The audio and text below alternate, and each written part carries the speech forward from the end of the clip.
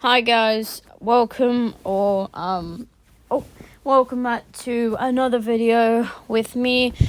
Today we're doing another video on history. I wasn't able to do one yesterday, because I'm currently working on a deepfakes video which is coming out soon.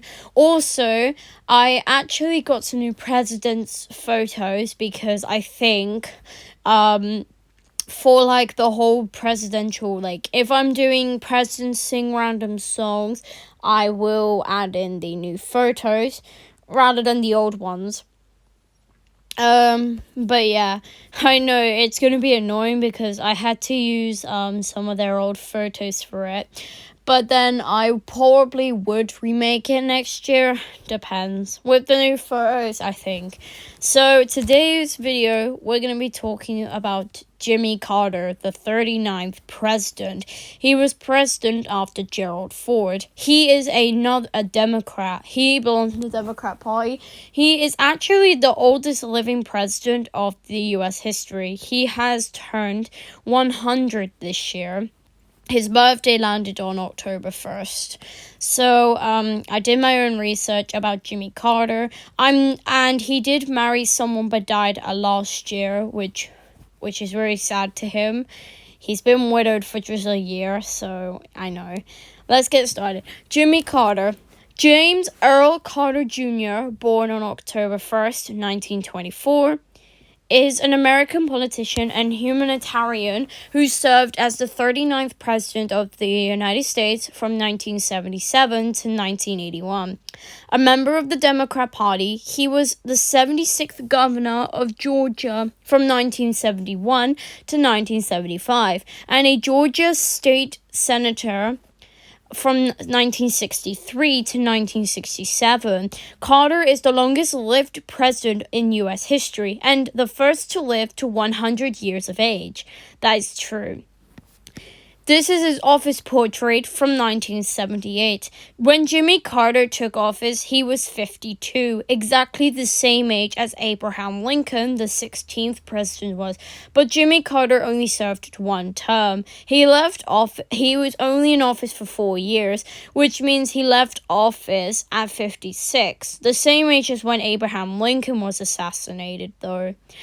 But Jimmy Carter did have a post-presidency of 43 years, but actually it would change to 44 because he actually lived to 100, which is he's the oldest.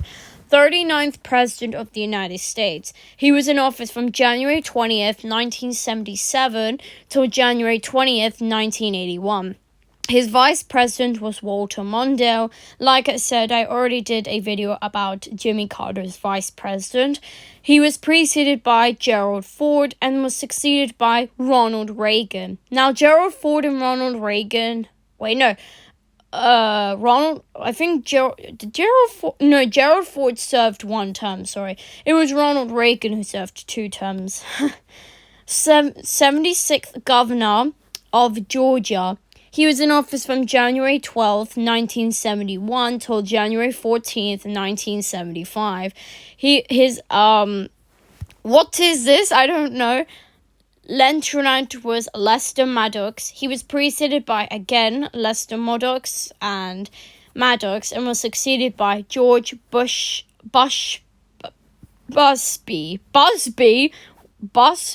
What the hell?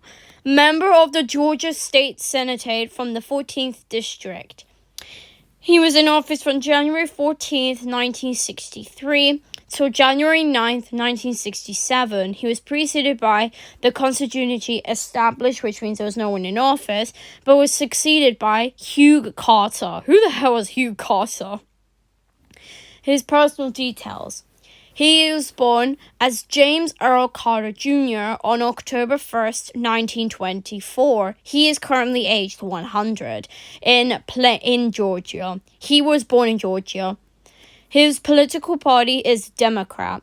He married Rosalina Smith in 1946, but she died in 2023. So they were married for a while. His children, 4 including Jack and Amy, but I don't know the other 2 though. His parents his father was James Earl Carter Sr. That's his father, because he got the name, but he changed it to Jimmy Carter, which I kind of like that name.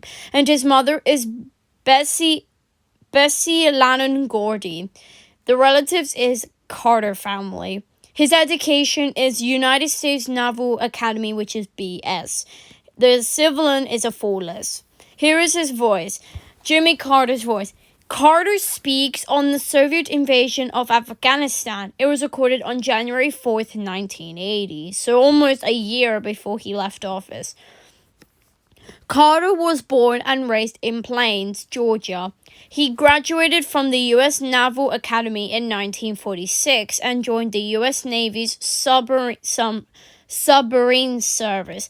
Carter returned home after his military service and received his family's peanut growing business. Opposing racial segregation, Carter supported the growing civil rights movement. And because the activities with the Democrat Party, he served in the Georgia State Senate from 1963 till 1967. Then, by the way, 1963 is when John F. Kennedy was assassinated at the time. And then as governor of Georgia from 1971 to 1975. As a dark horse candidate, not well known outside Georgia, Carter won the Democrat nomination and narrowly defeated the incumbent Republican Party President Gerald Ford in the 1976 presidential election. Carter pardoned all Vietnam War draft evaders on his second day in office. He created a national energy policy that included conservation, price control, and new technology. Carter successfully pursued the Camp David Accords, the Permanent Canal Treaties, and the second round of strategic arms litigation talks. The second record. He also confronted stagflation. His administration established the U.S. Department of Energy and the Department of Education. The end of his presidency was marked by the Iran hottest crisis, an energy crisis, the 3 Mile Island accident, the Nigerian revolution, and the Soviet invasion of Afghanistan. In response to the invasion, Carter escalated the Cold War by ending delete, imposing a grain embargo against the Soviets, enchanting the Carter Direct, and leading the Monterrey boycott of the 1980 Summer Olympics in Moscow. Moscow is probably somewhere in like Russia or something. He lost the 1980 presidential election in a landslide to Ronald Reagan, the Republican nominee, which he became the 40th president after him. After leaving the presidency, Carter established the Carter Center to promote and expand human rights. In 2002, he received a Nobel Peace Prize for related work. He traveled extensively to conduct peace negotiations, motor elections, and further the eradication of infectious diseases. Carter is a key figure in the non-profit housing organization Habit of Humanity. He has also written numerous books ranging from policy manuals to poetry, while continuing to comment on global affairs, including 2 books of the Israel-Palestine conflict, in which Carter criticizes Israel's treatment of Palestinians as apartheid. Polls of historians and political scientists generally rank Carter as a below-average president, though scholars and the public more favorably view his post-presidency, which is the longest in U.S. history. Well, yeah, technically so. I know.